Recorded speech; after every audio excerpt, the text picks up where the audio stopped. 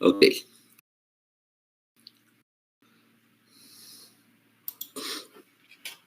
Bueno, estamos hablando, mientras ustedes no me veían, yo estaba hablando sobre esta lámina. Entonces, estaba hablando primero primero tengo que saber con el interesado y el laboratorio, hay que coordinar, hay que interpretar los requerimientos del interesado, ¿no es cierto? Puede ser un tipo de muestra, puede ser agua, puede ser suelo, lo que sea. Nosotros tenemos que coordinar con él qué vamos a hacer, para qué quiere esa muestra, cuáles son los fines que consigue esa muestra, ¿no es cierto? Entonces nosotros tenemos que hacer un plan de muestreo, de acuerdo a los requerimientos de él, y también él participa y nosotros planificamos el muestreo.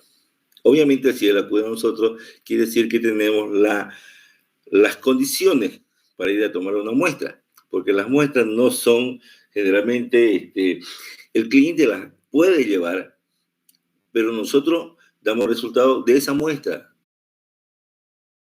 No sabemos a qué representa, ¿no es cierto? A no ser que él sea una persona conocida, no sé, el tipo de muestra, cómo se muestrea, entonces eso es diferente. Pero si no, también los resultados en el informe tienen que especificar que la muestra fue proporcionada por el interesado o si la muestra fue tomada por el laboratorio. Si es por el laboratorio, significa que hay personal técnico especializado. Entonces, además en esa muestra vamos a acompañar con un protocolo de muestreo y que va con firma y que va con, especificamos el lugar donde se tomó la muestra con fotografía. O sea, eso va documentado. Es un documento que acompaña el resultado de la muestra. Bueno, como le decía, esta muestra puede ser una sola muestra para análisis o para llevar al laboratorio, y entonces, pero nosotros debemos tomar varias muestras y homogenizarlas y luego sacar una muestra que sea representativa de todo el lugar o ya sea un lago, o sea un río, o sea un atajado, o sea una laguna, o sea un área, por ejemplo, específica, o sea, qué sé yo, si hablamos de minerales, están en la playa, una montaña de mineral, digamos, pretratado, y nosotros queremos saber exactamente o aproximadamente, o sea, lo más cercano a la realidad, cuál es la calidad o cuáles son las características de esa muestra. También tenemos que ver el tamaño de la muestra. No vamos a llevarnos un turril de agua para hacer un análisis que solo necesitamos 1 litro. Entonces también tenemos que ver, porque en la mayoría de las situaciones el lugar del muestreo no está dentro de la ciudad, puede estar fuera de la ciudad, puede estar fuera del departamento, entonces hay que transportarlo de un lugar a otro. También hay que considerar los errores que se pueden cometer durante todo este proceso. Bueno, después del submuestreo, después de tomar la muestra viene el submuestreo. Generalmente no se toma una sola muestra, se toman varias. Entonces hay que considerar el transporte. Obviamente, si nosotros vamos a tomar la muestra, puede ser que el laboratorio tenga un equipo de muestreo y el equipo de muestreo, aparte de los equipos, tiene también un transporte. Pero a veces eso significa dinero para la empresa. Entonces, a veces la empresa decide llevarnos al lugar del muestreo. Entonces, vamos al muestreo en su transporte y nosotros tenemos que llevar, qué sé yo, conservadoras específicas para conservar las muestras que no pierdan la característica original antes de llegar al laboratorio. También en algunos casos hay que hacerle un pretratamiento a las muestras. Por ejemplo, dependiendo del tipo de parámetro que vamos a analizar, debe tener algunos reactivos para conservar también la muestra. Por ejemplo, en el caso de la muestra microbiológica, estas muestras llevan un conservante, hay que tomarlas en frascos aparte, solo para hacer microbiología, vienen en frascos esterilizados, la tapa viene protegida por un papel aluminio, entonces toma la muestra, hay que tomar 3/4 partes de un frasquito de 250 ml, usted tapa y conserva y lo coloca en su conservador aparte, solo para microbiología. Si son varias muestras y que tienen diferentes características, hay que tener cuidado de no contaminar las otras muestras. Y finalmente, estas muestras hay que llevarlas al laboratorio y en el laboratorio ya le hacen la preparación respectiva para directamente tomar parte de la muestra y realizar los análisis. Durante la conservación, digamos, por ejemplo, la característica de conservación de una muestra microbiológica y una muestra físico-química es diferente, ¿cierto? Las mismas cantidades, lo mínimo que se toma para una muestra físico-química es 1 litro, mínimo. Generalmente se toman 1,5 litros, 2 litros. Los frascos son especiales. Frascos especiales, frasco de vidrio, lo aconsejable es frasco de vidrio. Frasco de vidrio boca ancha, que viene en una tapa gruesa, que es un sello espectacular que no permite que se abran las muestras ni que ingrese. Para conservar, generalmente usábamos antes hielo, por el problema del hielo, que con el tiempo se descongela. Y entonces, cuando acordamos las muestras están flotando en agua, ¿no es cierto? Entonces, lo que hacemos ahora es, hay unos paquetes de plástico que tienen la formita, así como que tuvieran varias botellas, entonces la colocamos y esa congelamos a menos 10 grados y eso dura más que el hielo y además cuando se descongela no hay peligro de contaminación. Bueno, las etapas implicadas en un análisis, estamos hablando de un análisis. Primero tenemos que, obviamente, si lleva la muestra es porque hay un problema o hay un requerimiento, y entonces nosotros tenemos que dar respuesta o solución al requerimiento del cliente. Nosotros luego tenemos que hacernos un planteamiento del problema analítico. ¿Cómo vamos a analizar? ¿Qué parámetros vamos a hacer? Dependiendo de los parámetros y los fines que necesita, seleccionar el método. Obviamente, si vamos a hacer un análisis, por ejemplo, solamente un ejemplo, por ejemplo, un análisis de piedra caliza, carbonato de calcio, y sabemos que esa piedra caliza tiene una concentración, qué sé yo, del 60%, casi pura, o 70%, no sé exactamente cuáles son las características que necesita, por ejemplo, la industria azucarera. Entonces, o por ejemplo, necesitamos saber las características de esa muestra para hacer, digamos, colocar en un horno y obtener, digamos, óxido de calcio. O para obtener después hidróxido de calcio o calapagada. Entonces, el método para analizar en este caso el calcio, que es el que nos interesa, es diferente, porque la concentración es alta y si vamos a hacer por espectrofotometría tenemos que hacer dimensiones inmensas. Entonces, no es aconsejable. Entonces, tendríamos que elegir un método que fácilmente podamos utilizar para encontrar la respuesta que estamos necesitando, y entonces puede ser que sea un método donde podamos encontrar cantidades altas, donde 1 parte por millón o 2 partes por millón no afecta el resultado.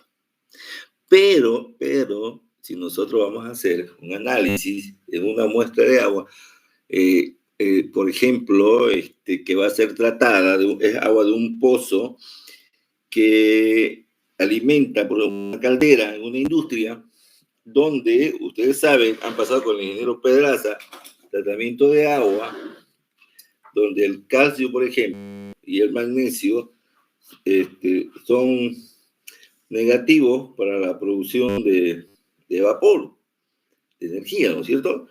Entonces, esas concentraciones pequeñas producen deposición o incrustaciones si no le hacemos tratamiento, por ejemplo, en la distribución, en las cañerías. Entonces, antes de pasar a la caldera, tenemos que hacerle un tratamiento, o como se llama, un ablandamiento de esas aguas. Entonces, para eso tenemos que saber, por ejemplo, cuál es la concentración. Y esa concentración son concentraciones bajas, ¿no es cierto? Entonces, ahí sí podemos hacer por un método espectrofotométrico. Puede ser por la sorción atómica. Entonces, ahí buscamos.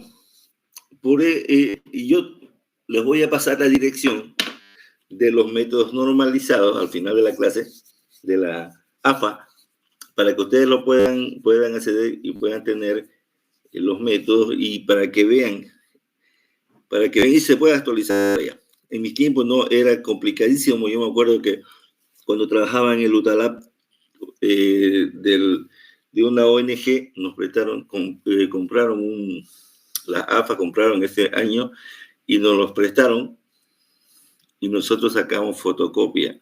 Sacamos 3 fotocopias, eran dos tomos, una para procesos químicos, otra para el UTALAP y otra le tuvimos que hacer una copia también para los de laboratorio de biología, porque trabajamos, entonces habían los métodos y ellos necesitábamos tener nosotros esos métodos en el laboratorio. Ahora es fácil, ahora lo bajamos de internet, no hay problema y elegimos, todavía buscamos el método que vamos, o el parámetro que vamos a analizar y elegimos el método y ese método que elegimos tenemos que tener nosotros en el laboratorio la capacidad de equipo, de equipamiento y de material para poder utilizarlo. Si tenemos entonces ese método, tenemos que seleccionarlo, tenemos que en el laboratorio hacer pruebas y ver que nosotros podemos reproducir, digamos, por ejemplo, unos resultados. ¿Cómo se reproducen? Nosotros podemos tener algunas muestras, una muestra o un patrón que es certificado y conocemos su concentración, preparamos soluciones, analizamos en el método y vemos si se reproduce. Entonces vamos a ver qué tanto de veracidad o nos acercamos al resultado final y entonces podemos utilizarlo. Si no, si el laboratorio está certificado o tiene algún convenio, como por ejemplo en el Perú está el CEPIS, entonces un laboratorio es una red de laboratorios, entonces ellos te envían, de acuerdo a tus requerimientos, te envían un patrón, usted hace el análisis, saca el resultado y le envía ese resultado al laboratorio, al instituto, y él le dice si verdad es bien o está mal o cuánto se acerca al resultado. Entonces, con ese, y le da un certificado. Certifica ya todo un método. Con ese método que está en los métodos estandarizados, entonces podemos ya utilizarlo.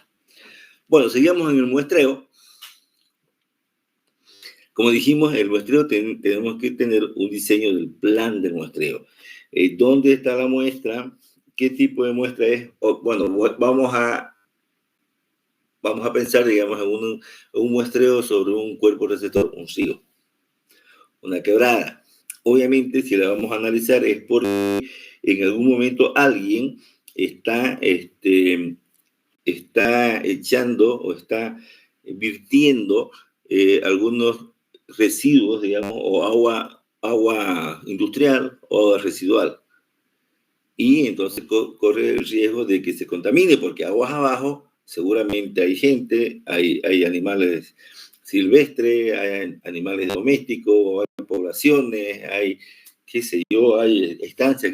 Entonces hay que conservar el cuerpo receptor.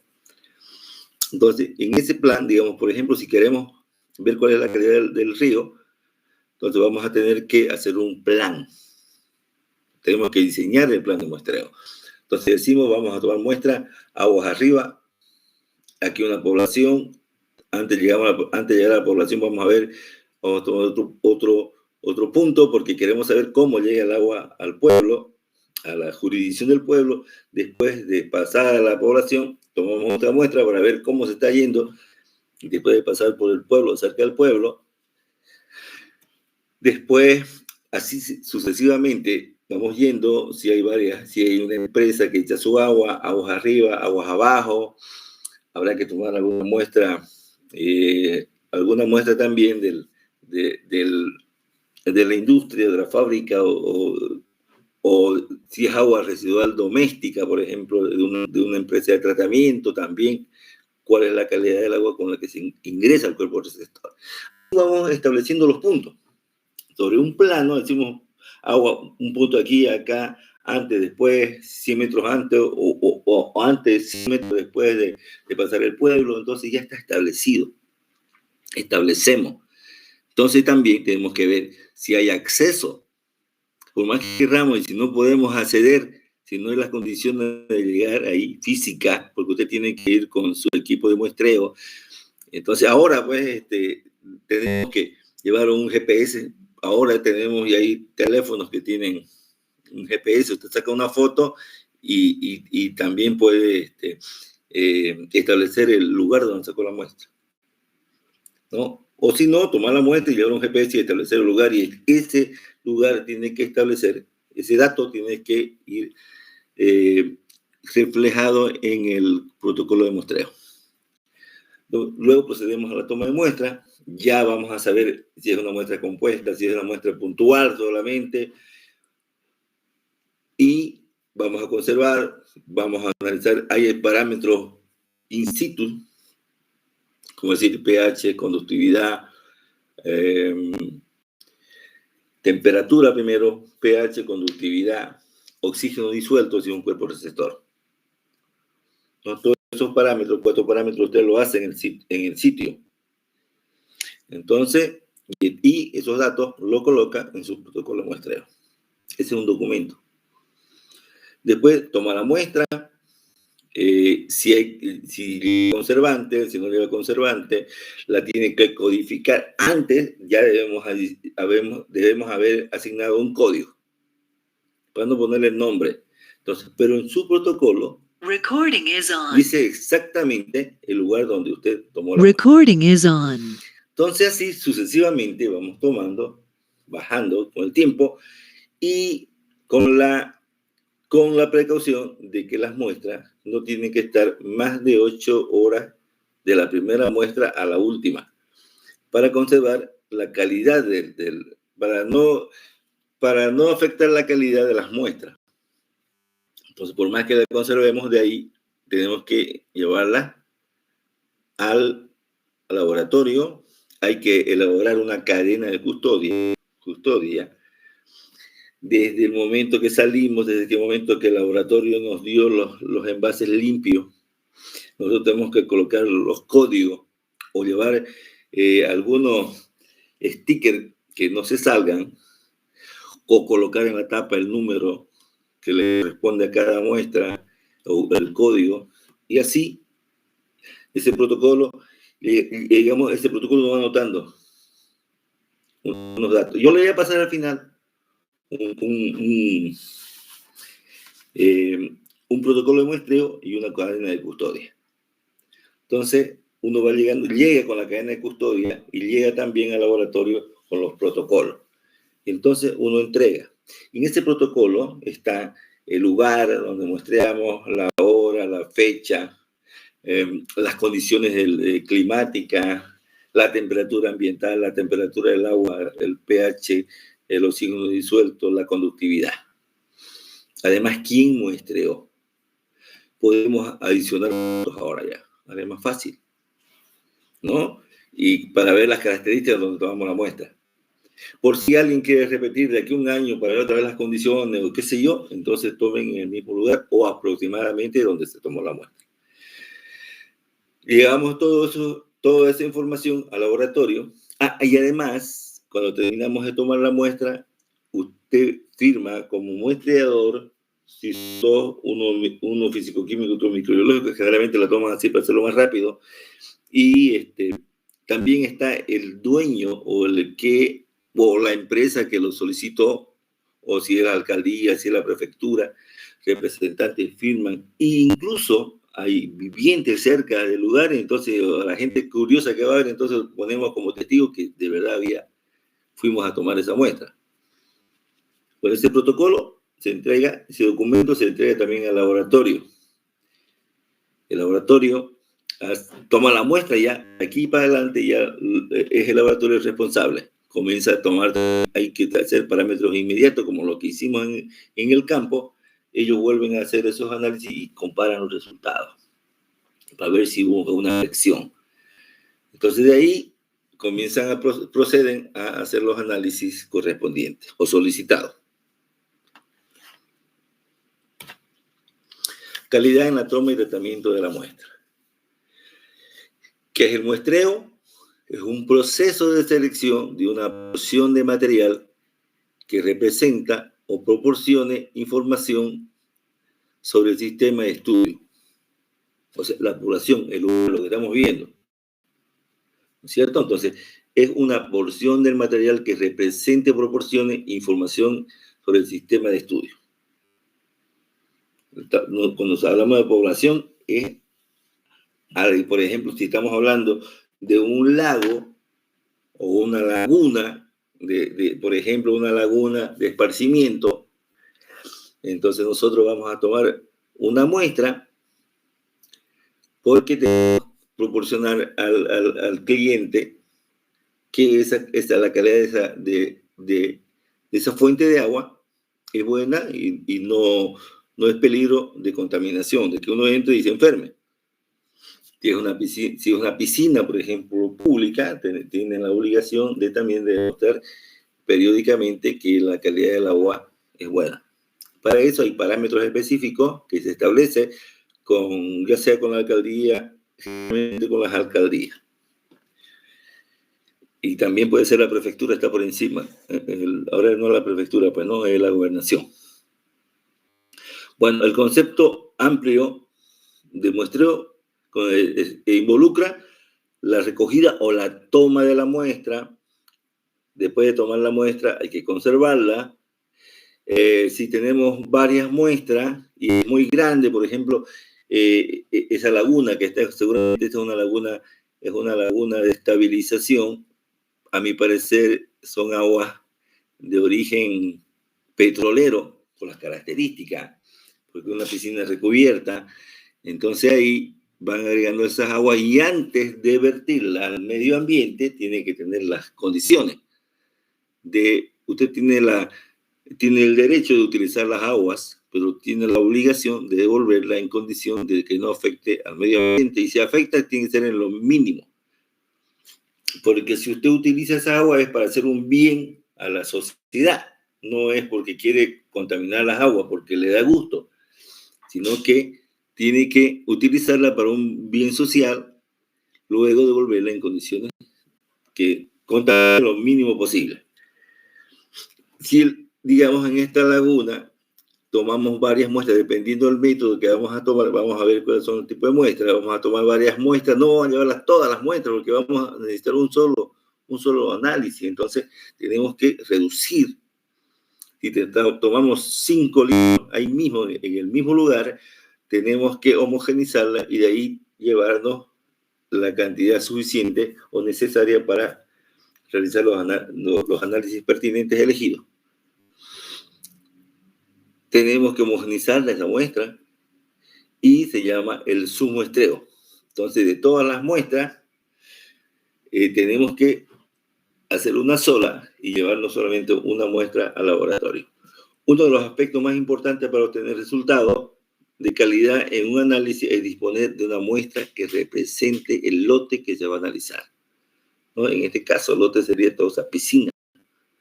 Si es una muestra digamos, ¿cómo le digo? Si estamos exportando, por ejemplo, estamos exportando mineral de hierro, por ejemplo, como materia prima. Entonces, ese mineral de hierro, nosotros tenemos que, está en el campo, una montaña, ya en el campo, en la playa, antes de despachar, por ejemplo, una acería. Tuve la oportunidad, cuando era cachorro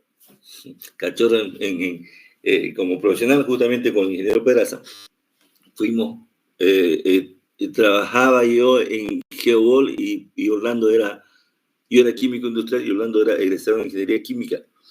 Entonces nos mandaron a Puerto Suárez, al Mutum. La primera exportación que se hizo de materia prima de hierro al Paraguay. Entonces una montañanga, imagínense esto, una montaña de unos 100 metros de diámetro y de unos 30 metros de alto. Y teníamos que tomar una muestra de esa población, digamos, de esa montaña. Entonces, y yo mientras Orlando, el ingeniero Peraza, preparaba los equipos, yo fui a muestrear. Entonces, hay que imaginarse un cuarteo. Entonces, me dividimos, obviamente que iba con dos ayudantes. Llevamos unos baldes de unos 20 litros, con mi pala, una palita limpia. Ahí todo de hierro. Entonces sacábamos una muestra cuadricularmente, dividí esa montaña y fuimos sacando, creo que unas 50 muestras, y íbamos cortándola hasta que al final de toda esa montaña sacamos 1 kilo, que según nuestro concepto se presentaba a esa cantidad de muestras, a esa población. Entonces tomamos ese kilo y después recién se le hace el tratamiento, el pretratamiento antes de analizar. Entonces, y esas muestras son, imagínense ustedes que los terrones o la granulometría es más o menos unos 5 centímetros de diámetro, viene chancada ya. Entonces de ahí sale con más pequeño, más grande, entonces eso hay que llevar, hay que cuartear. Después ya cuando tenían los baldes, comenzamos a mezclarlo y teníamos un plástico blanco en el laboratorio, lo pusimos sobre el piso, limpiamos todo y ahí cuarteábamos, mezclábamos todo y después cuarteábamos ahí. Ahí podíamos cuartearlo, tomar de 1/4, significa lo divide entre 4, toma 2/4 de extremo y lo aparta, y esos dos también en dos y va formando así, vamos mezclando y después seguimos mezcla hasta que al final conseguimos sacar 1 solo kilo. Después eso fue un tratamiento físico, molienda, reducir más el tamaño, después moler. Una vez molido hay que tamizar y luego de tamizar hay que dividir. Ahí tiene 2 muestras. También se realiza, ya hay unos equipitos cuarteadores, es como un embudo que tiene 2 salidas. Es decir, 2 salidas. Vamos a suponer que sea 2 salidas nomás. Entonces, esa muestra se divide en 2. Obviamente que ese embudo es un embudo largo, así como una caja, pero tiene varias salidas que dividen en 2. Entonces ahí vamos dividiendo hasta ya. Ahí al final dividimos 2. Una va para testigo, que se guarda con el mismo código y todo, y la otra pasa al laboratorio. Bueno, en este proceso de buscar, digamos, que la muestra sea representativa del lote, se pueden cometer errores. Por eso es fundamental conocer e identificar los errores que se puedan cometer en el proceso y durante la manipulación de la muestra hasta que llegue al laboratorio. Entonces, todo eso que les comenté, hay que hacerlo previo antes de que llegue a ser analizada.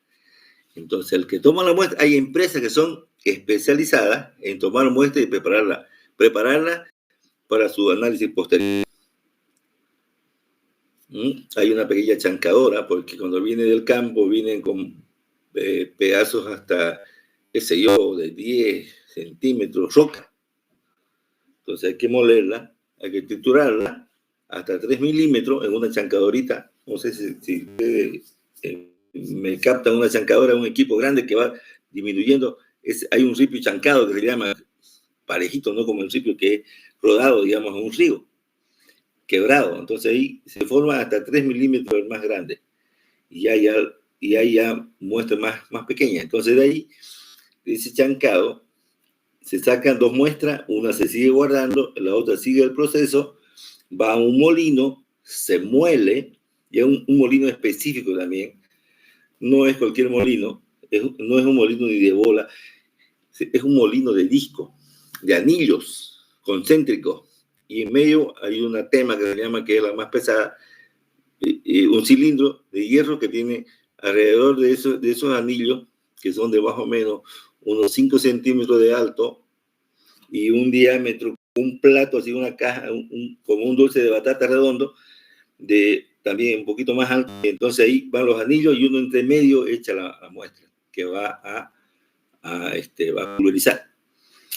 Se tapa y eso se mueve como cualquier molino. Se mueve y esos anillos locos golpean la muestra y la pulverizan. Dependiendo de la matriz de la muestra, entonces uno ya establece el tiempo. ¿Saben qué tiempo va a estar pulverizada? Porque también si uno le da mucho tiempo se pueden gastar los discos y ya podemos contaminar. Así hay un montón de errores que uno puede cometer, pero la experiencia hace que uno ya cometa menos. Entonces saca la muestra de ahí, pulverizada, y tiene que pasar por un tamiz malla 100. Entonces también ahí lo vamos a tamizar.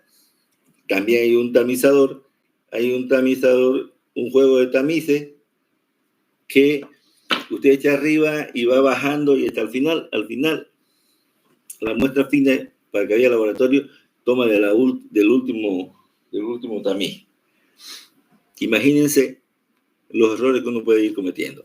Tiene que limpiar cada vez todos los equipos, sí o sí, tiene que limpiarlo con un trapo húmedo, limpio, tiene que echarle alcohol no para desinfectar, sino para que seque rápido, porque viene una y otra muestra. Tienen que hacer lo mismo para cada muestra. Imagínense 100 muestras.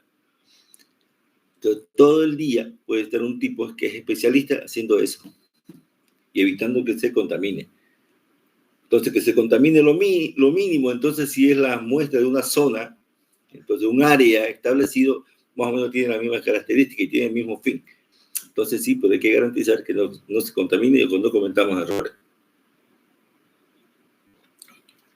Hacemos la última separación ya molida y tamizada. Dividimos otra vez, una para testigo y otra para el proceso. Esa va al laboratorio. Bueno, la mayoría de las técnicas analíticas requieren disponer de la muestra en disolución. Entonces nosotros le damos la muestra sólida al laboratorio, por lo que abordaremos los tratamientos químicos más importantes y los posibles errores que se puedan cometer para obtener una disolución que represente a la muestra. El tratamiento de la muestra. Entonces, tenemos la muestra en estado sólido. En este caso estamos hablando de un estado sólido. La otra es que la tengamos en estado y la muestra sea líquida. Estamos hablando en términos generales. Si es líquida, entonces el método le va a decir si es líquida, échale ácido, tiene que ser acidificada la muestra, tiene que echarle agua regia, qué sé yo, para que la tengamos en solución, tengamos una extracción líquido. Tenemos que tenerlo como iones, porque de ahí vamos a tener que llevarla a una absorción atómica, porque estamos hablando de concentraciones más o menos bajas. Y de parte por millón. Luego, si es sólida, tenemos que hacerle un tratamiento de extracción del analito. ¿Qué es el analito? Es el elemento objeto del análisis. Es el elemento que necesitamos nosotros saber cuál es su composición en esa muestra. Obviamente que ese analito está dentro de una matriz. ¿Qué es la matriz? Es el compuesto que lo contiene. Por ejemplo, puede ser, vamos a hablar de calcio, puede ser que sea un carbonato de calcio, y lo que nos interesa es el analito, sería el calcio, o puede ser un sulfato de calcio, o puede ser un silicato de calcio, o un silicato de litio, no sé, no interesa, digamos, bueno, no, lo que nos interesa es el analito, sería, digamos, el catión, y la matriz sería el anión. Pero si está como silicato o carbonato como sulfato, ustedes saben que los tratamientos son diferentes. Si es un carbonato, fácilmente con ácido clorhídrico lo vamos a tener en óxido de calcio, dióxido de carbono y lo que tenemos es óxido de calcio. Si es un sulfato o otro tratamiento, vamos a buscar otro tipo de reactivo, otro tipo de ácido, un agua regia, va a tener como cloruro o como nitrato. Y si tenemos en una matriz que sea silicato, es otra palabra, ni con ácido sulfúrico ni nítrico vamos a tenerlo en solución. Entonces vamos a tener que hacer otro tratamiento. Podemos extraerlo con, ¿cuál es el ácido que ataca al silicato?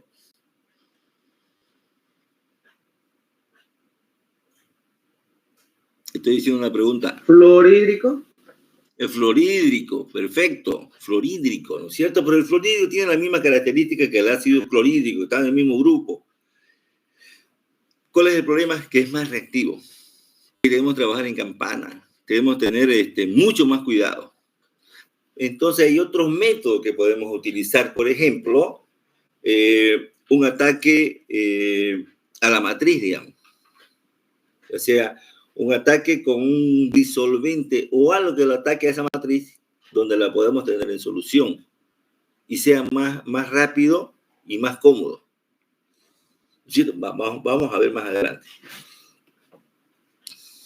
Bueno, ¿cuáles son las etapas del muestreo? Primero vamos a identificar la población, la cantidad, primero tenemos que saber dónde vamos a tomar la muestra, cómo es, es todo el río, es toda esta montaña de muestras que vamos a exportar, que va a entrar al proceso, qué sé yo, de fundición, lo que sea. Y de ahí tenemos que tomar la toma de una muestra que represente esa población. O de repente vamos a necesitar varias muestras para identificar o para calificar un cuerpo de agua, dependiendo de los resultados. Y tomamos esa muestra, después tenemos que llevársela al laboratorio. Si son varias muestras, tenemos que reducir esa muestra que la tomamos con esa muestra bruta a una muestra de laboratorio que sea representativa para el laboratorio.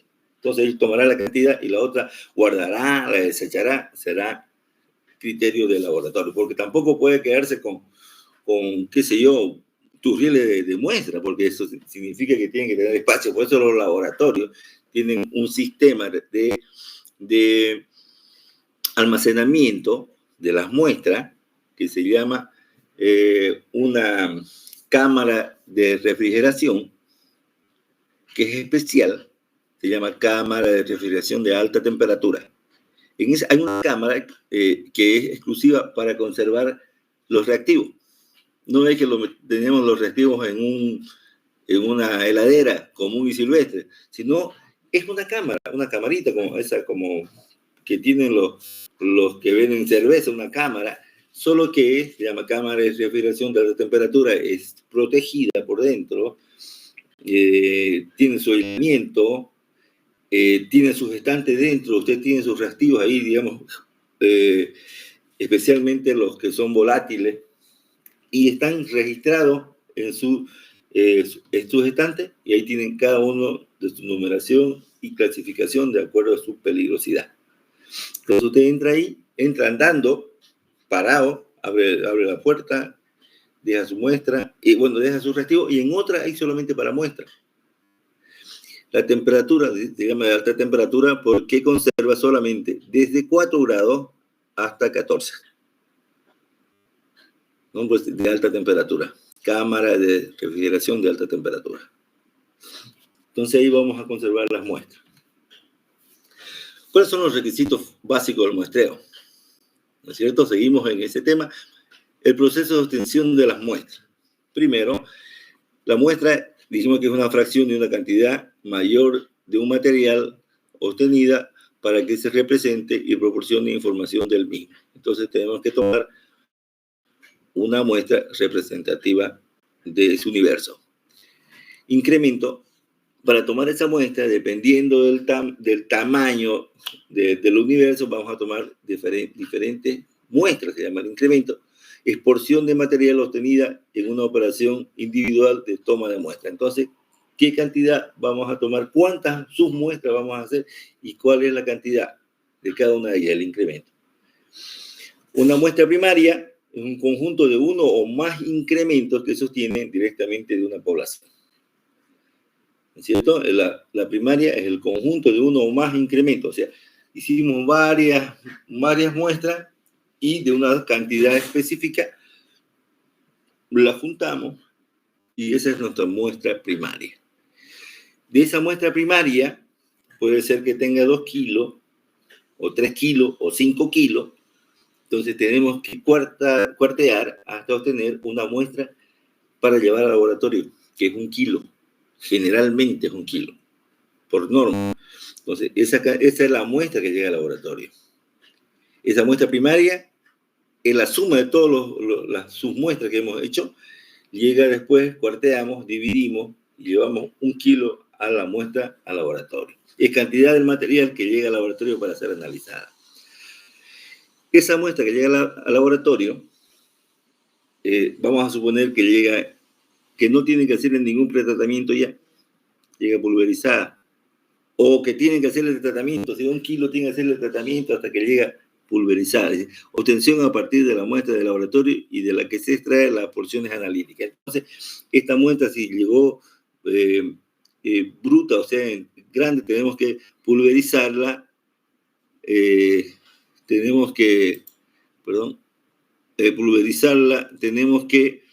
esta muestra del laboratorio, reducir el tamaño de tal forma que obtengamos 100 gramos. Entonces, de ahí 100 gramos que va al laboratorio y 100 gramos que se guardan como testigo.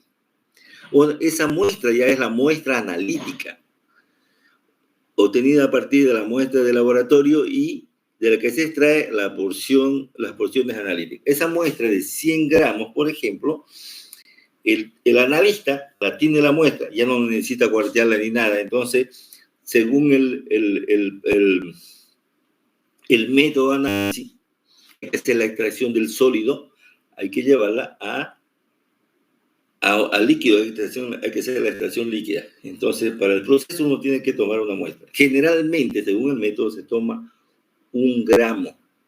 Imagínense del montón que teníamos en el campo, toneladas que teníamos ahí, llegamos a tomar 1 gramo. Generalmente, dependiendo del método, y como sabemos nosotros que esa muestra puede ser concentrada, porque no por nada le vamos a hacer análisis, ya tal vez se hicieron algunos análisis cualitativos, entonces, dependiendo de la concentración previa, la información que uno tiene, va a decir, no voy a tomar 1 gramo, voy a tomar 0,5 gramos o 0,1 gramo, porque usted va a analizar, va a pesar en una balanza analítica. Entonces toma 0,1 gramo y lleva a su frasquito, a su vasito, y dependiendo de la matriz, usted va a saber qué tipo de tratamiento le va a hacer a esa muestra. Generalmente son ácidos, pero puede ser básico o puede ser una extracción también. ¿No es cierto? Vamos a sacar al analito de su matriz. Un plan de muestreo. Cuando hablamos de plan de muestreo, fíjense, este es un equipo muestreador. Esta señorita está tomando muestra en un río que tal vez atraviesa por una población, qué sé yo, que sujeto, por ejemplo, hay campos de plantaciones alrededor, que uno echa fertilizante, que utiliza insecticida, cuando llueve, entonces toda esa cantidad se va al río y entonces ahí se atenta contra la vida acuática, que es lo que queremos conservar. Entonces ella está tomando una muestra, un muestrador que usted lo organiza y si quiere tomar una muestra cada 10 minutos, cada 5 minutos, entonces va a sacar una muestra compuesta, este equipo. Si no, sería una muestra puntual, significa que usted va en ese punto y toma directamente. Hay unas canastillas que nosotros teníamos, una canastilla donde entra exactamente la botellita, la botella, no me acuerdo cuál es la marca ya de la botella, boca ancha, una tapa azul, y usted la coloca la botella ahí y la asegura, y tiene un mango, en este caso puede ser un mango de un metro y medio, usted se acerca a la corriente de agua y entra, mete, llena, saca y tapa directamente. Y cerca coloca su sticker o le coloca con un marcador indeleble el número que le corresponde. ¿No es cierto? ¿Cuáles son los requisitos del plan de muestreo? Informar sobre la naturaleza de la muestra y su matriz. En cambio, aquí una matriz líquida. Entonces está líquida, nada más con un tratamiento ácido, ya lo tenemos como catión, ¿no es cierto? Si es una muestra sólida, tenemos que saber si la matriz es carbonato, sulfato, nitrato, qué sé yo, silicato. Entonces ahí vamos a elegir el tipo de ácido con el que vamos a tratarla, si es un tratamiento ácido. Informar sobre la instrumentación a utilizar en el muestreo. En este caso, un muestreador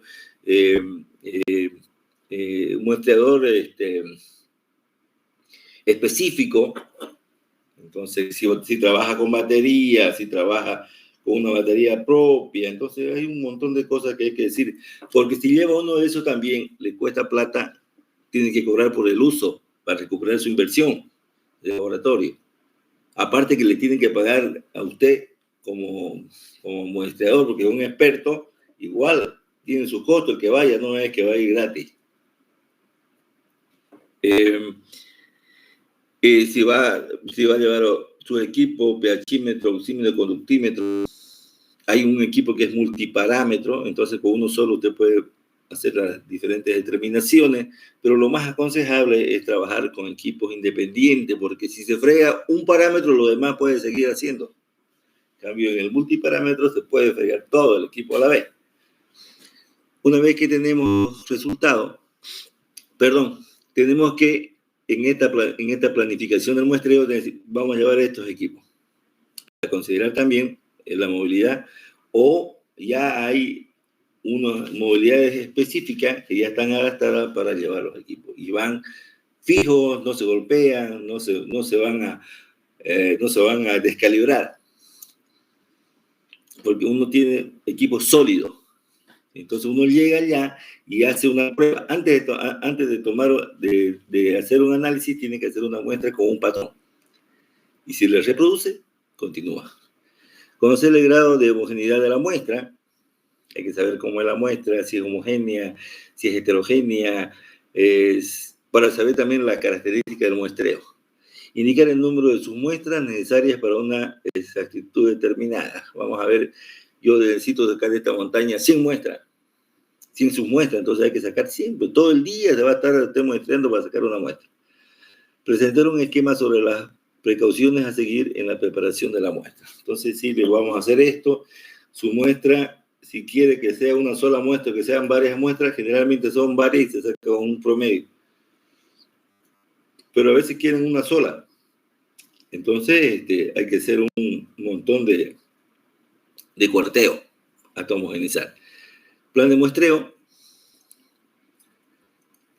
En los procedimientos para seleccionar, extraer, conservar, transportar y preparar las proporciones a separar de la población en calidad de muestra. Estamos hablando del plan de muestreo ya.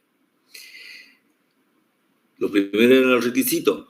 Tenemos que saber cómo es la muestra, qué tipo de equipos tenemos, cómo vamos a tomar la muestra, ver cómo son las características de la muestra, indicar cuántas muestras vamos a tomar y presentar un esquema de precauciones, digamos, ¿no es cierto? Ahora, con el plan, ya sabemos que el plan es para tomar la muestra, conservar, transportar, preparar las porciones a separar de la población en calidad de muestra. Entonces, tomar una muestra que va a ir al laboratorio.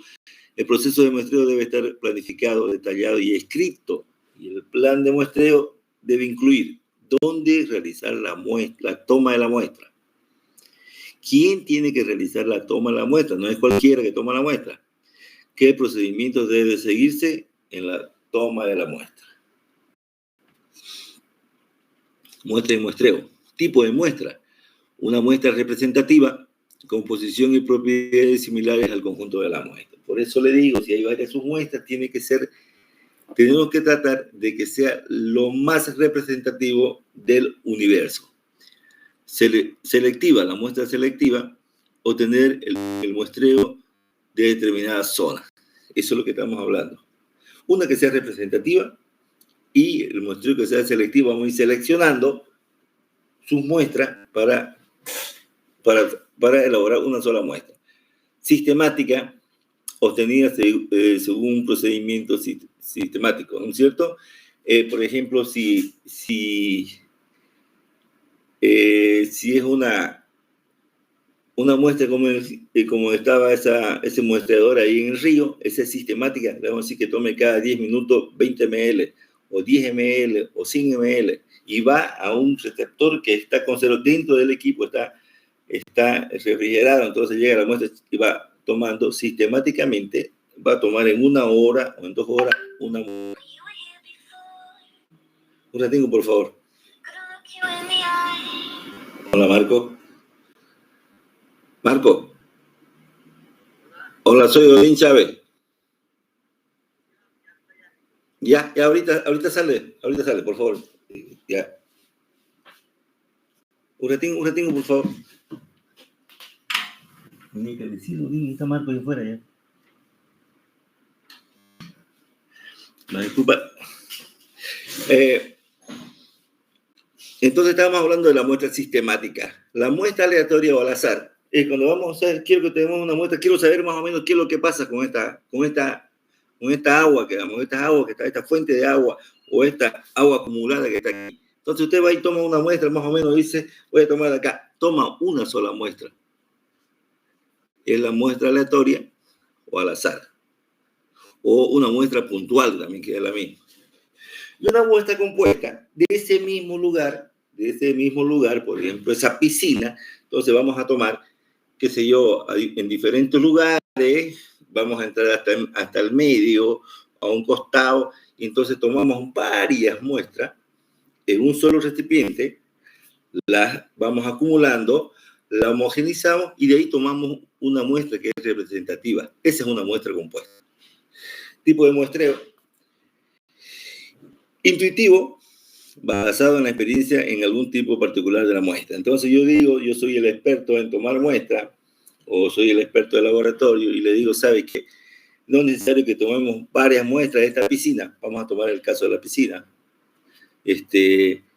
Y solo necesitamos que la muestra, esa única muestra, la vamos a tomar de este lugar.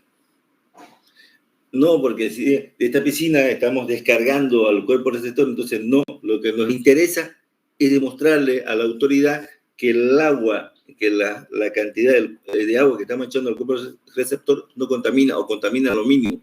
Entonces, a la descarga tenemos que tomar una muestra o al ingreso, para ver la calidad con la que ingresa a ese ambiente,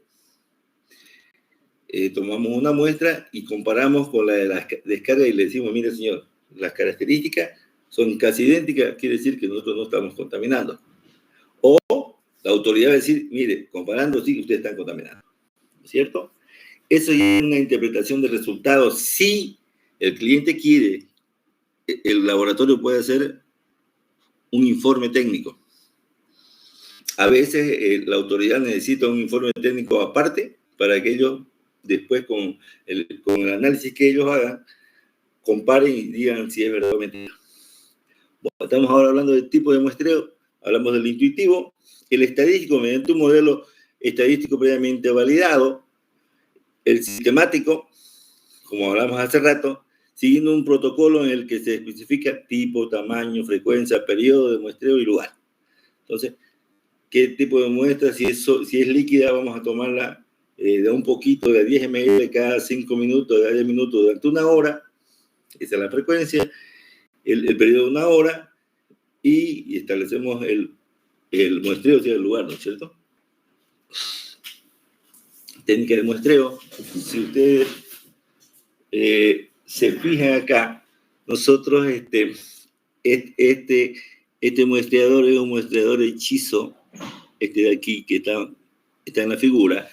Nosotros tenemos específicamente como ese, pero este frasquito está en la forma, a ver, quiero ver dónde está mi cursor. No lo veo mi cursor, ahora sí. Ya. Fíjense, este recipiente estaría en la misma posición de este acá. Sería una canastilla donde yo coloco este recipiente y aseguro por el cuello. Y entonces lo introduzco directamente a la muestra que necesito analizar. Tomo y lo único que hago es tapar la muestra, el frasco. No hago este paso que está haciendo esta señorita.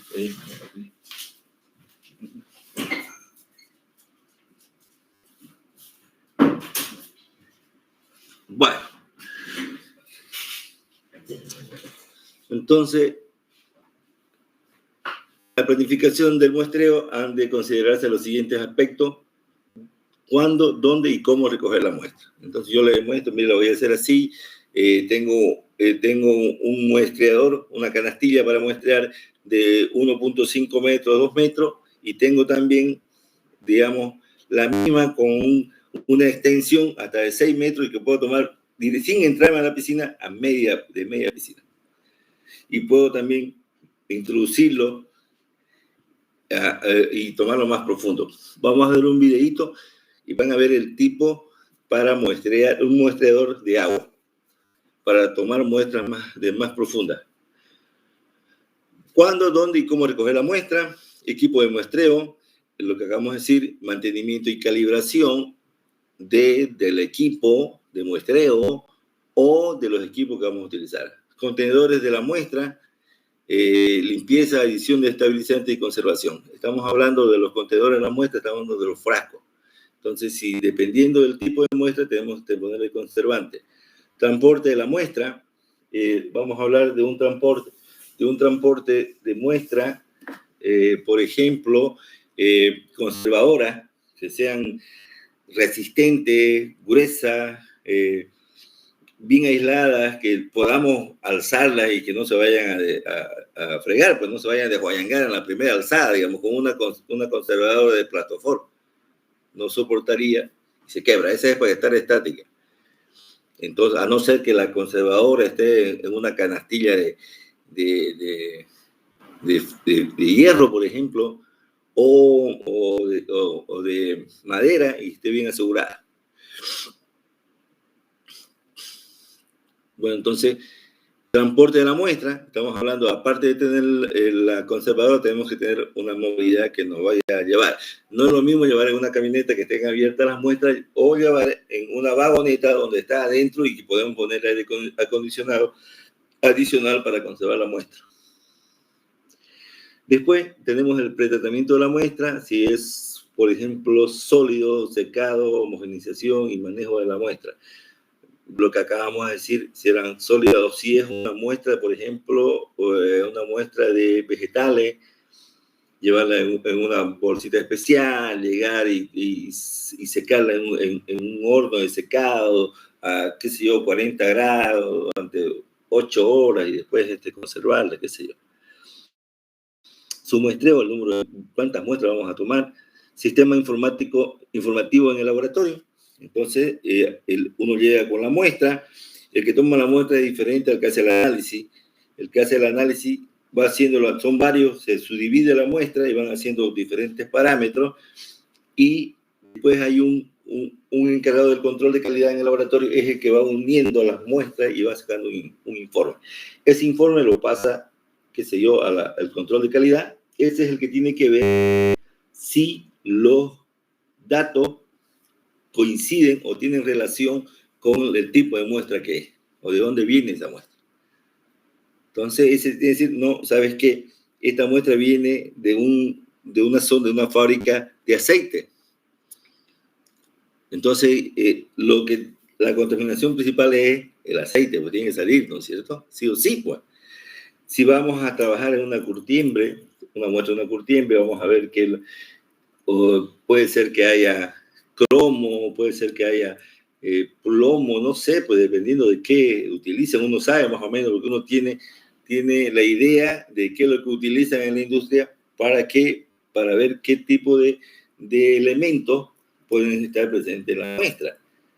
Que no va a salir pues un elemento que no existe y por desgracia por ahí, por una contaminación o qué sé yo, una interferencia sale el dato, ¿no es cierto?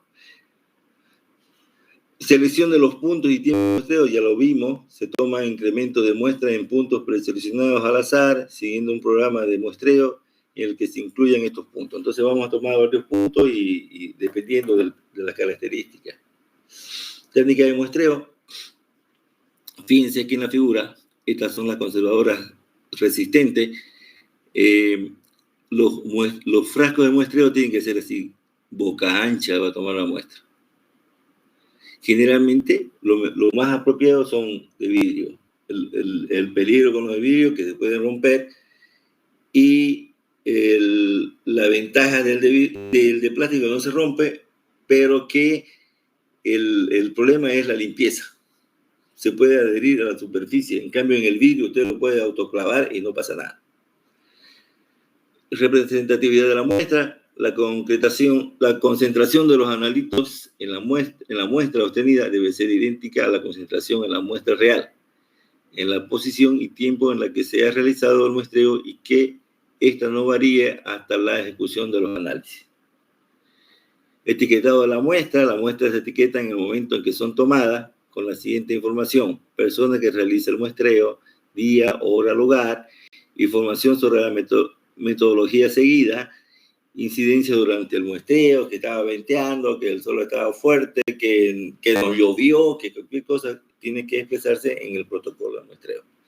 Subdivisión de la muestra bruta, obtenida resultado de la mezcla de un cierto número de unidades de muestreo o incremento, ¿no es cierto? El incremento son las submuestras que decimos nosotros. Entonces, esa muestra bruta que nosotros sacamos, esa que mezclamos y sacamos una muestrita, esa es la bruta, ¿no es cierto? Después llevamos al laboratorio y el laboratorio también subdividirá, y una muestra de esa ya la muestra para análisis. Esa es la muestra del laboratorio de análisis. Tamaño de la partícula, si es sólida, grado de heterogeneidad del material, exactitud requerida en los resultados de la cantidad de muestra sometida al muestreo, por lo que ésta se somete a un proceso de subdivisión. Estamos hablando que si es tamaño más grande, habrá que reducir el tamaño, después molerla, la molienda, tamizarlo, y entonces todo ese proceso lleva un proceso. En cada etapa tenemos que ir cuarteando, es la subdivisión. Tratamiento y conservación de la muestra, precaución en el transporte, evitar la exposición a humedades extremas y mantenerla a 4 grados Celsius. La muestra biológica o de alimentos es necesario transportarla congelada. Entonces, generalmente habrá que llevar nitrógeno líquido para... Bueno, nosotros en este caso no vamos a trabajar con este tipo de muestras. Precauciones para la conservación, reducir los riesgos de alteraciones por contacto con la atmósfera, absorción y oxidación. Evitar la exposición al aire y a la luz y su manipulación. Ese ya está IA. Los sólidos se mantienen secos, eliminando el agua en una estufa. Las muestras biológicas se congelan en nitrógeno líquido o se liofilizan. ¿En qué consiste la liofilización? ¿Alguien sabe?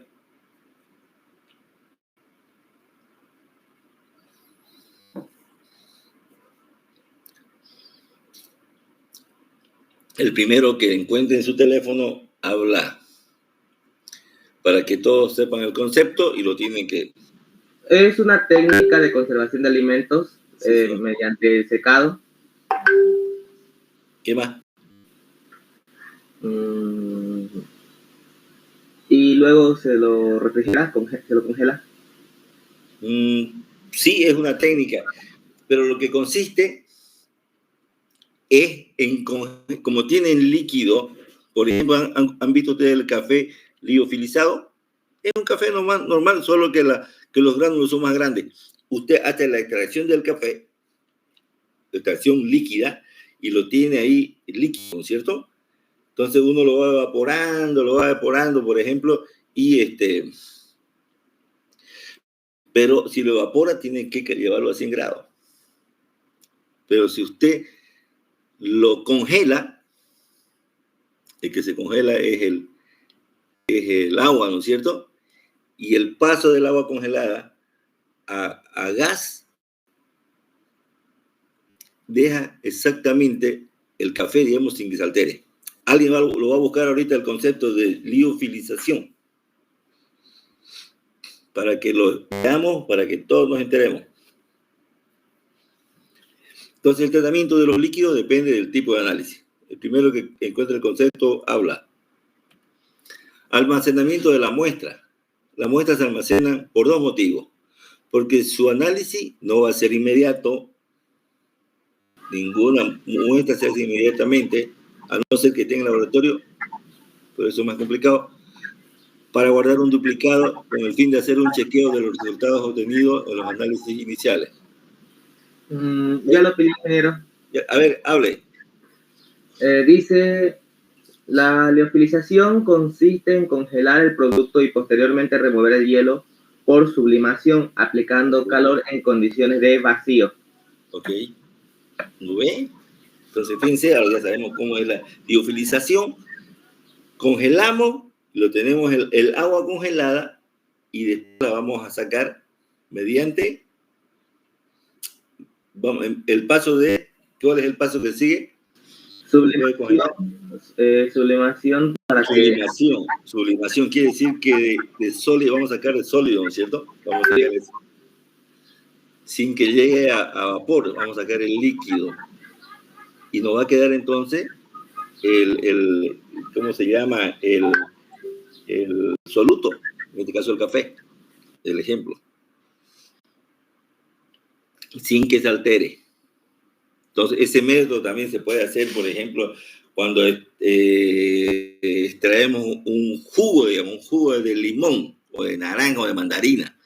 Entonces, vamos a pensar que esté homogenizado ya como jugo, homogenizado, y entonces podemos liofilizarlo y tenerlo en sólido, pero con todas sus características, su vitamina C, todo lo que tiene, sus carotenos, todo.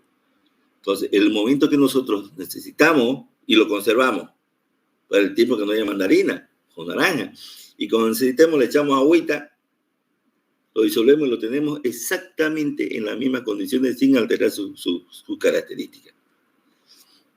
Vamos a tratar a ver, alguien por ahí, en algún momento vamos a tener que ver ese proceso, reproducir ese proceso en control.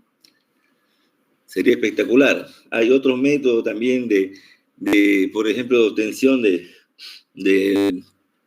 estos mismos jugos, por ejemplo, cómo se obtiene la leche en polvo, por ejemplo. Usted tiene un difusor que tiene una mezcla de la leche, está líquida. Entonces sale a presión y usted de abajo le suministra una corriente de vapor o de gas seco. Entonces, como tienen el aire, está como una lluvia finísima de la leche, entonces evapora el agua y la leche cae en polvo y el agua sale por la parte superior y en el fondo queda la leche. También ese es otro método de obtener, digamos, por ejemplo, separar el soluto, digamos, de una solución. Bueno, sigamos con lo que estamos viendo ahorita. Para conservar la muestra durante largo periodo de tiempo en su recipiente es recomendable que el aire contenido en el espacio libre del recipiente sea mínimo. Solo en el caso de muestras microbiológicas hay que dejar un cuarto de espacio libre en el frasco de muestreo para que los microorganismos no se mueran. Que el material sea hidrófobo, quiere decir que no tenga problema con la humedad, que no absorba humedad. Estamos hablando del material que contiene la muestra. Que su superficie sea lisa y no porosa. El vidrio es liso, no poroso. En cambio, el plástico es un poco más poroso. Por eso que cuesta más, digamos, al material, al frasco de plástico, hacerle la limpieza.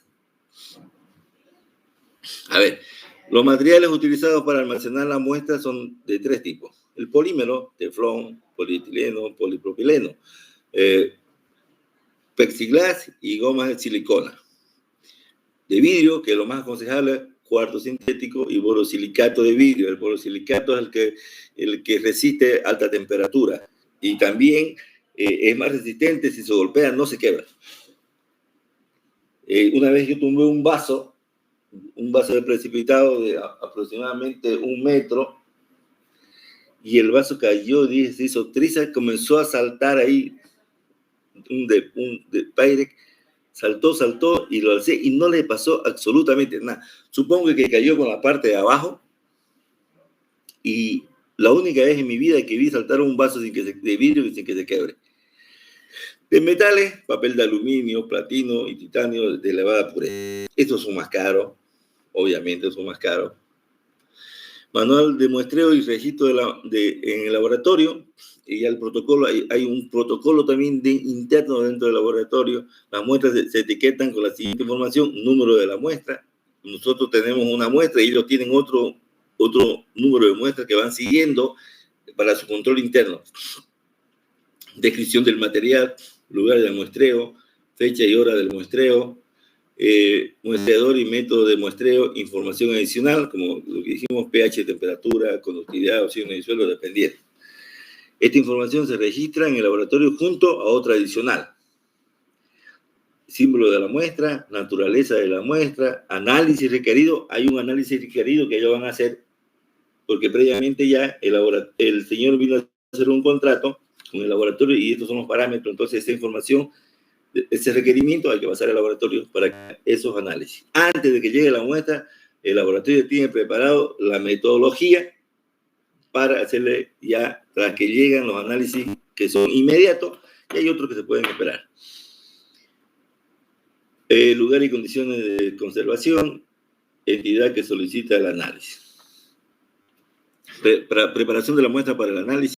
La preparación de la muestra es un proceso muy elaborado y en él se incluyen todas las etapas que se muestran en la tabla. Esta preparación es muy diferente y depende del estado de agregación de la muestra. Si es sólida, hay que secar. Tratamiento de la muestra bruta, secado, división, pulverización. Eso es lo que yo les explicaba. Hay que secarla, hay que... depende, ¿no? Secarla, dividirla, o sea, pulverizarla, hacerla más chica y quitarle el tamaño y después ya pulverizar. Y todavía falta ahí la tamización. La homogenización, mezclar en el cuarteador, ya le dije ir cuarteando, son cuarteadores pequeños y pruebas de homogeneidad. Y tenemos la muestra y un submuestreo ya por pesada, dice yo llevo 100 para allá y 100 para acá. Al final del kilo que llegamos la primera vez, le hicimos un tratamiento de división y ahí separamos. Ya la mitad, 500 quedó como testigo y 500 sigue con el proceso. Lo pulverizamos y tenemos otra vez acá 250 y tenemos 250 gramos todavía para que vaya a la pulverización, y ahí dividimos. Y ahí vamos a tener ya 100 pulverizados para el proceso, para el análisis, y 100 otra vez para la muestra. Entonces, tenemos tres muestras testigos del mismo lugar. Si es líquida, hay que hacer una homogenización. Si hay que hacer separación de fase, porque hay líquida y qué sé yo, dos fases, entonces, sin cambio químico, fase sólida, fase gaseosa. Si hay que preconcentrar, de repente está el elemento que vamos a analizar está muy diluido. Hay que hacer una precipitación tal vez, o de repente necesitamos lo que precipite en la solución o lo que esté disuelto, dependiendo del requerimiento. Su muestreo por pesada por volumen. El gaseosa, una obtención a presión de la muestra, hay un equipo que se toma la muestra, y la absorción puede ser por absorbente líquido o por absorbente sólido. Preparación de la muestra sólida, secado, teniendo en cuenta el elevado número de matrices posibles de analizar, es imposible dar un esquema detallado de los procedimientos operativos y riesgos de error para cada una de las muestras. Los pasos más significativos son secado de la muestra sólida y puesta en disolución de la muestra. Entonces, acá si ven ustedes una tablita de diferentes muestras, pero son de elementos de ostra, sangre y demás cosas. Entonces, la temperatura para obtener una muestra. Ya, entonces nosotros, solamente para mostrar. El secado de la muestra se lleva a cabo antes de la homogenización de la muestra sólida o de la medida instrumental. Secado en horno, se introduce la muestra en el horno controlando adecuadamente la temperatura y el tiempo. Temperatura alta descompone la muestra y producen pérdida de elementos. Temperaturas bajas exponen la muestra a posibles contaminación. La liofilización consiste en secar la muestra a vacío a bajas temperaturas. Esto se consigue a bajas temperaturas, PV igual a NRT. Si bajamos la temperatura, si necesitamos baja temperatura, tenemos que tener presiones bajas. Preparación de una muestra sólida, disolución. En la etapa previa a la mayoría de los análisis consiste en convertir los analitos en una forma química para que permanezcan estables en disolución.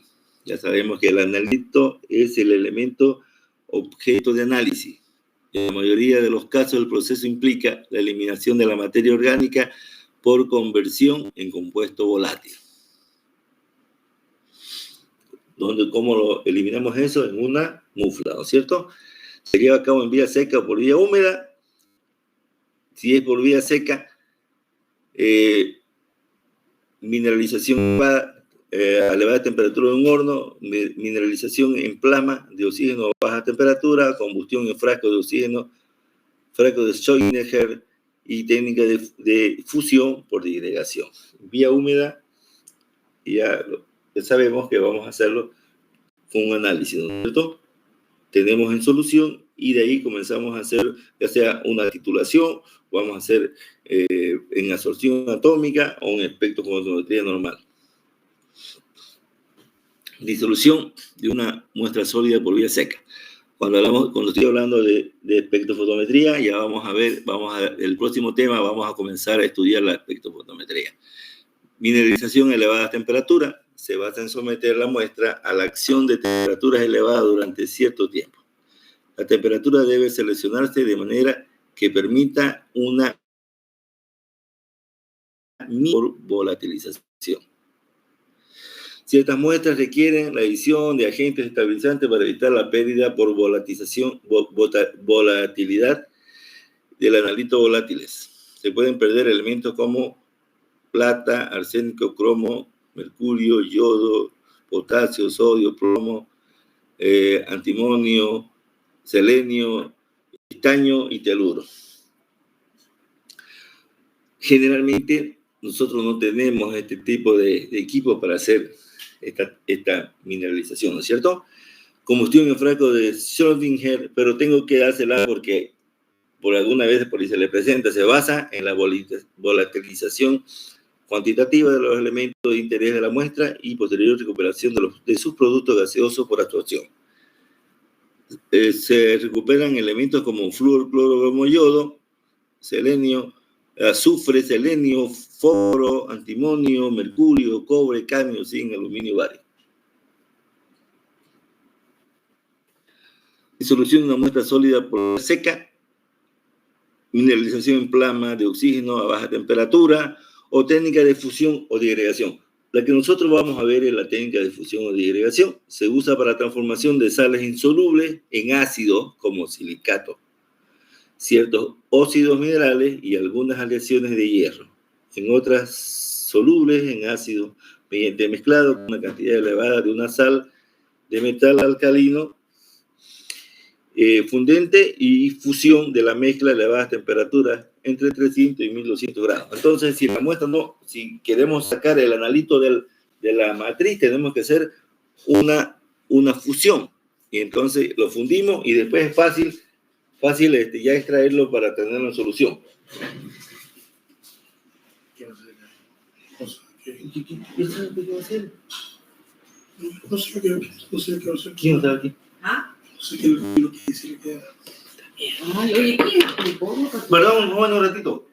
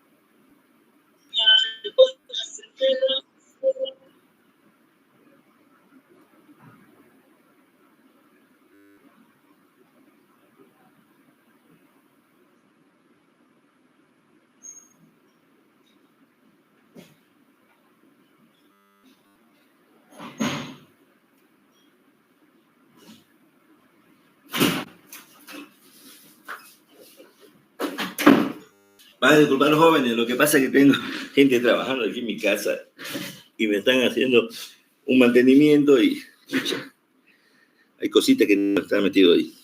Bueno, disolución de una muestra sólida por vía seca, fusión. Por ejemplo, el carbonato sódico es un fundente que, por ejemplo, si tenemos la matriz silicato, entonces, que es insoluble, si lo fundimos con carbonato, vamos a tener un silicato de sodio que es soluble y un carbonato de calcio. ¿No es cierto? Que tenemos ese carbonato, el soluble no nos interesa, pero el carbonato ya lo tenemos como un carbonato que ya es soluble en un ácido. Los cationes, por ejemplo, esto hay que hacer la fusión, digamos, entre 1000 y 1200 grados. Los cationes se transforman en carbonato u óxidos solubles en ácido y los no metales se transforman en sales sódicas solubles. Normalmente se emplean crisoles de platino. El carbonato sódico más Un agente oxidante puede ser el nitrato de potasio, el cloruro de potasio, el peróxido de hidrógeno. Muestras que contienen azufre, arsénico, antimonio, cromo, etc., y se requieren un medio oxidante, temperatura de fusión entre 600 y 700, y se hacen crisoles de níquel y de platino. Entonces tenemos que tener crisoles de platino, si no nos sirve. Hidróxido de sodio o potasio son fundantes básicos energéticos para silicato, carburo de silicio y ciertos minerales. La temperatura de fusión es más baja que con carbonato. Igual también los crisoles tienen que ser crisoles de oro, de plata o de níquel. Bueno, también hay, vamos a adelantar un poquito, hay fundentes como peróxido de sodio, pirosulfato de potasio, ácido bórico, carbonato de calcio o cloruro de calcio. Nosotros, de acuerdo a la característica ya en el laboratorio, tenemos que ver qué tipo de fundente vamos a utilizar. También con las soluciones de una muestra sólida por vía húmeda, podemos hacerlas con ácido o base más frecuente. El ácido clorhídrico, 37%, es lo más lógico que hacemos, lo que generalmente hacemos. Entonces, es útil, digamos, en la disolución de carbonato, fluoruro, sulfuro, fosfato, sulfatos insolubles, óxidos metálicos y metales más fácilmente oxidables que el hidrógeno. El ácido concentrado entre 12 molar, pero en ebullición se diluye hasta 6 molar. La técnica nos va a decir qué cantidad de ácido vamos a utilizar, nos va a dar idea, y la práctica después nos va a hacer a nosotros ya perito en el análisis, ¿no? Y vamos a ver qué cantidad del ácido. Ácido nítrico al 70%, son las máximas concentraciones, o sean puros. Es un fuerte oxidante, disolución de metales excepto aluminio, cromo, que se pasiva con el estaño, wolframio o el antimonio, formando óxidos hidratados poco solubles. Con ácido sulfúrico al 98%, incluye metales y muchas aleaciones debido a su punto de ebullición tan elevado de 340 grados Celsius. Los compuestos orgánicos se deshidratan y oxidan con dióxido de carbono y agua en ácido sulfúrico caliente. Ácido perclórico en caliente es un potente oxidante capaz de disolver las aleaciones de hierro y acero inoxidable, peligroso de explosión violenta cuando el ácido perclórico calienta entra en contacto con materia orgánica o sustancias inorgánicas. Entonces hay que ver, antes de utilizar, tenemos que hacer un análisis previo de cómo vamos a tratar o cómo vamos a utilizar ese material. Con ácido fluorhídrico, lo que acababa de decir el compañero hace rato, descomposición de rocas y minerales de silicato cuando no se va a determinar silicio, ya que este se pierde en forma de fluoruro de silicio, que es volátil. Normalmente es necesario eliminar el exceso de ácido fluorhídrico, ya que disuelve el vidrio. Generalmente se trabaja entonces en recipientes plásticos. Se evapora en presencia de ácido sulfúrico o ácido perclórico, o bien se inactiva dejándolo con ácido bórico. Forma algunos fluoruros volátiles y algunos fluoruros insolubles. Con ácido bromhídrico, al 48%, semejante al ácido clorhídrico en cuanto a sus propiedades. Ácido fosfórico en caliente disuelve los óxidos refractarios que son insolubles en otro ácido. Hidróxido sódico, mezclas oxidantes. El agua regia, por ejemplo, 3 de ácido clorhídrico y una de ácido nítrico, se emplean en muchas digestiones, ¿no es cierto? ¿Qué más hay? Muestras sólidas por vía húmeda, mezcla de ácido, también hay varias mezclas que podemos utilizar. Mezcla de ácido con otros reactivos, también se mezclan y se pueden hacer los tratamientos a las muestras.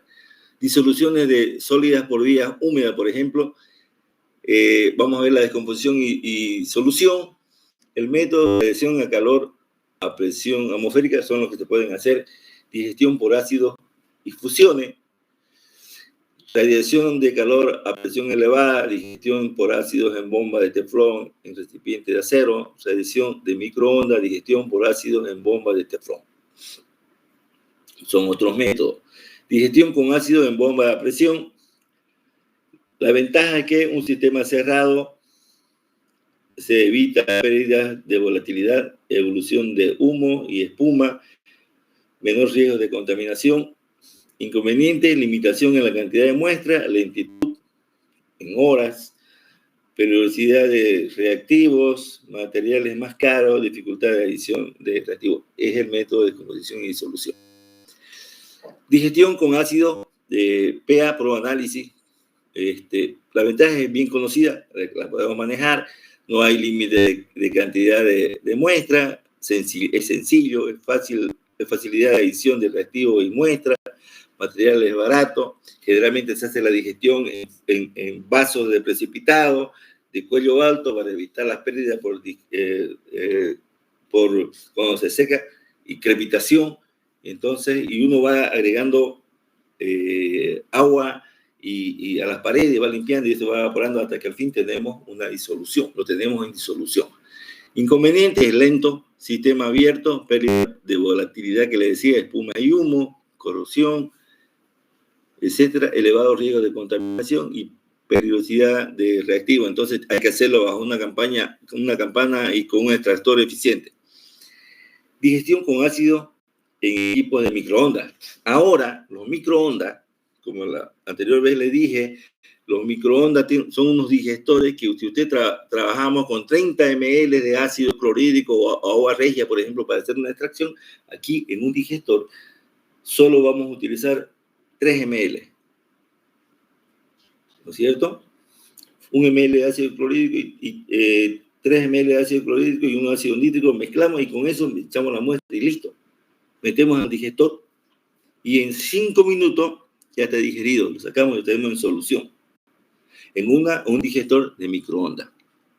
Menor riesgo de contaminación, aislamiento de atmósfera de laboratorio, material de teflón. Inconveniente, limitación en la cantidad de muestras. Se puede hacer 6 o 7 nada más muestras a la peligrosidad de reactivo. Sí, porque vamos a tirar reactivo, hay que manipularlo. Materiales más caros y dificultad de adición de reactivo. No podemos adicionar más reactivo. Si salió mal, tenemos que hacerlo de nuevo. Pero eso, si tardábamos 2 horas, íbamos a tardar 5 minutos. Lo que más vamos a tardar va a ser en armar el equipo, limpiar, todo eso. Disolución de muestra por vía húmeda. Este es un sistema convencional. Entonces tenemos una plancha. Por favor, ahí en la última lámina aquí. Tenemos una plancha con calor. Este calor a veces no se distribuye homogéneamente. Tenemos la muestra. Entonces el calor se va transportando por convección. ¿No? Va calentando y va girando hasta que llegamos al punto de ebullición. Y hay que controlar la temperatura de esta fuente de calor para que no hierva. Mezcla de ácidos y muestras, paredes del recipiente y son abiertas. Cuando es por microondas, la temperatura en superficie inferior es mayor que la del punto de ebullición del ácido. Calentamiento por microondas, la mezcla de ácido muestra absorbe energía del microondas. Ustedes saben cómo funciona el microondas, ¿no es cierto?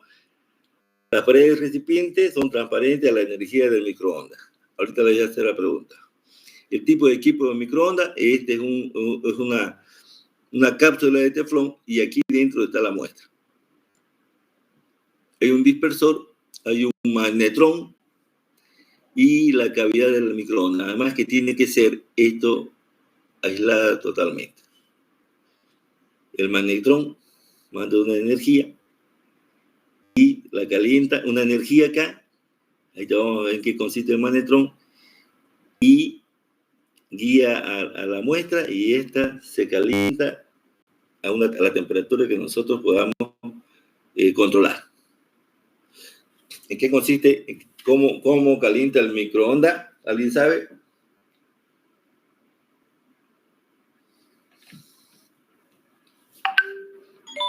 Nada.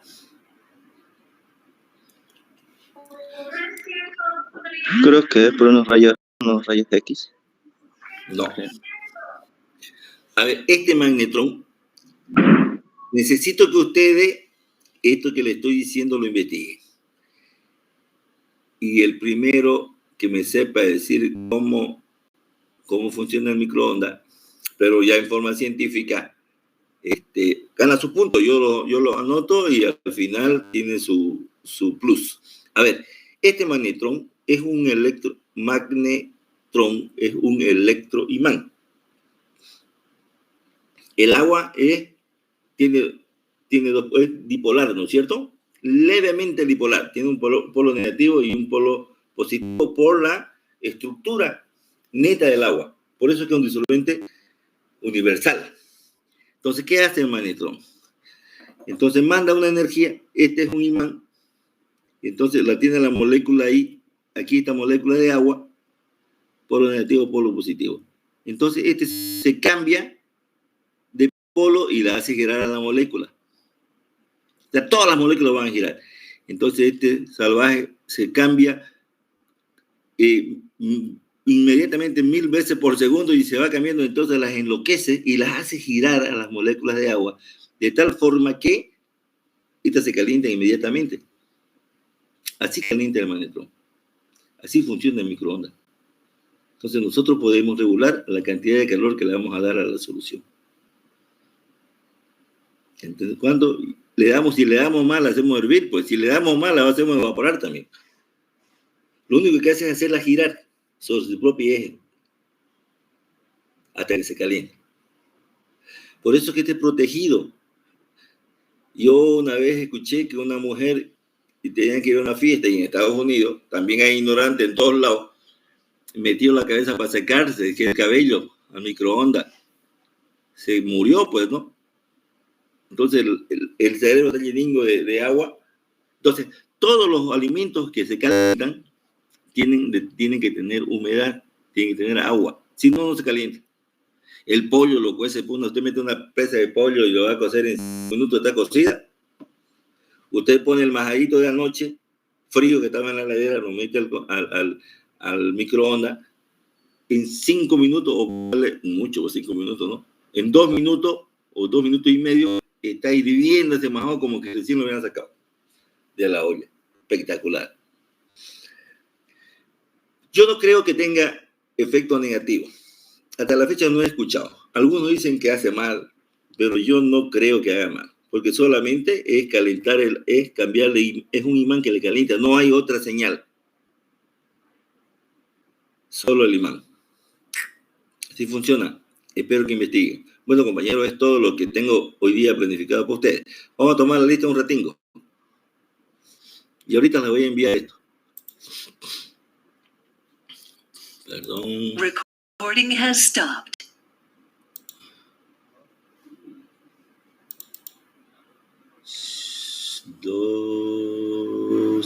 Recording has stopped. Quítalo fuera. No. ¿Dónde está mi semestre? 221. Ahí está. Bueno. ¿Ahora qué fecha es? ¿6? ¿Está bien? No. ¿Qué fecha es ahora? 8. Hoy día es 8. 8. Bueno, vamos a cambiar. Vamos a poner 8. 8, ok. Antesana Real Gonzalo. Presente. Alceras Iriarte Portillo. Presente, ingeniero. Bravo Pedraza Rómulo. ¿Está Rómulo? Está, ¿no? Ya. Cabrera Lascano Ximena. Ok. Callao Cuchayo Alixer. Presente, ingeniero. Callao Viana Rosa Silvia. Presente, ingeniero. Cuellar Cerda Jessica Alejandra. Díaz González Marco Daniel. Presente, ingeniero. Gran Mérida Daniela. Echalar Rivero Samuel Ara. Presente, ingeniero. Fernández Rivera Gisela. Flores, Alarcón, Walter, Jimmy. ¿No está Jimmy? Flores, Choque, además. Presente, ingeniero. Aquí. Ok, está bien. Franco Vargas, Raiza, Fabiola.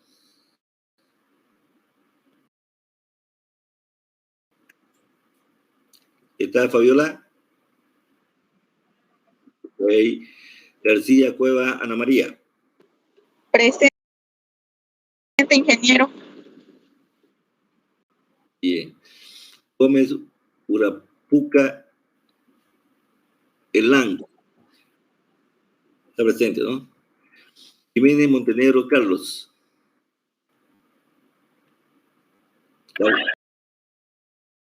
Tania Isabel.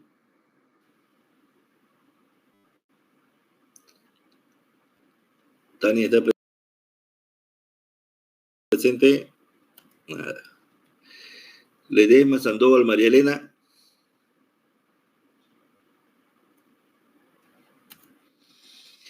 David Céspedes. Presente, ingeniero.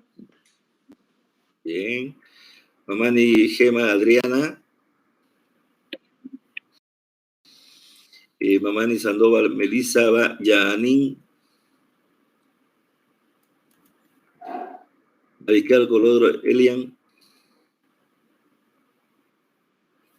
¿Elian está presente? Sí. Mogollón Mendoza, Jocelyn Yesenia. Molina Vázquez, Lisette.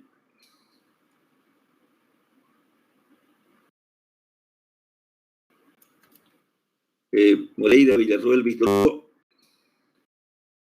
Marpedi. Presente, ingeniero. Ocaña, Maldonado, Fabiola. Presente, ingeniero.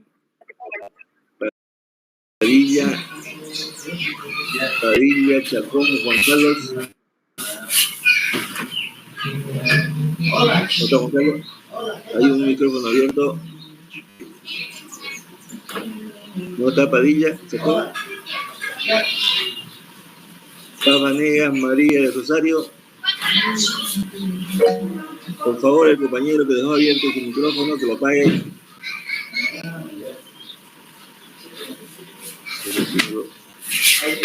¿Cuál es el delicioso?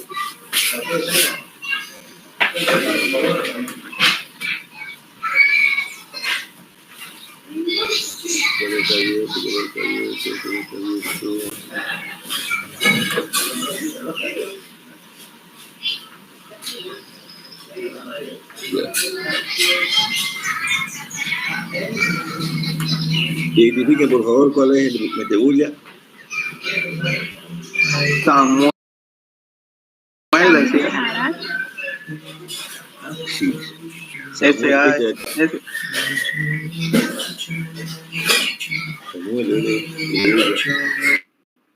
Ok. Sigamos. Pavanega María de Rosario. Presente, ingeniero. Bien. Peraza Rodríguez Gina Gabriela. Pérez Gómez Ruth Tatiana. Presente, ingeniero. Quispe Quilate Luis Miguel. ¿No está Quispe?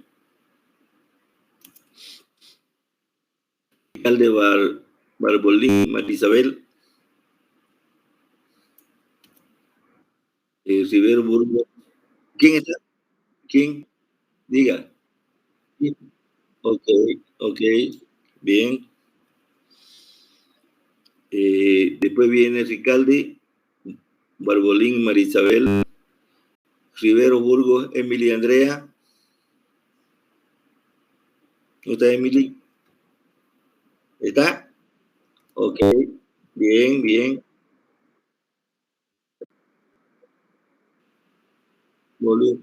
Ok, ya está. Rivero Campos, Diana Andrea. Rocha Vargas Rebeca. Rojas Canedo Saúl Fabricio. Perdón. Salas Idea Yasmín Lucero.